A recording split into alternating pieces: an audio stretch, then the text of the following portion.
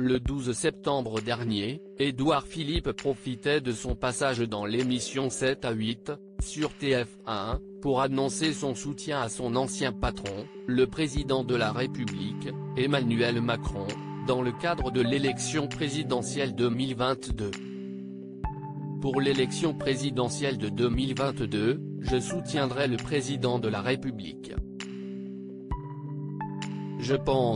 J'espère qu'il sera candidat et je le soutiendrai.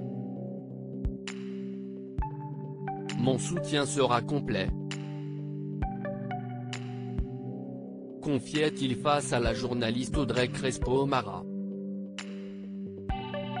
Et si l'annonce s'est faite sans la moindre vague, celle-ci a en réalité longuement fait parler dans les couloirs de l'Élysée. Selon une information de l'OP, Emmanuel Macron aurait très peu apprécié le long silence de son ancien bras droit. Le président était furax, assure une figure de la majorité. Il faut dire qu'Édouard Philippe a pris son temps. Très discret depuis son départ de Matignon en juillet 2020, Le Havrais a tranquillement fait la promotion de son livre Impressions et lignes claires à travers toute la France avant de se prononcer. De quoi donner des sueurs froides au président de la République, qui commençait à douter de la loyauté pourtant souvent exprimée de son ancien chef du gouvernement.